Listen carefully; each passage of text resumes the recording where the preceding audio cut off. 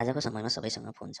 सबैलाई कुरा गर्न मात्र नभई अन्य धेरै कामहरूको लागि पनि फोन चाहिन्छ। यस्तो अवस्थामा ओप्पो A97 बजारमा आएको छ। यो फोन 19 जिबीसम्मको ऱ्यामको साथ र फोटोग्राफीको लागि फोन 48 मेगापिक्सलको डुअल क्यामेरा सेटअप छ। ओप्पो A97 को सबैभन्दा विशेष पक्ष यसको पारदर्शी डिजाइन हुनेछ, जसमा फोनको आन्तरिक भागहरू देखिनेछ। यो सुविधाले फोनलाई उत्कृष्ट लुक दिनेछ।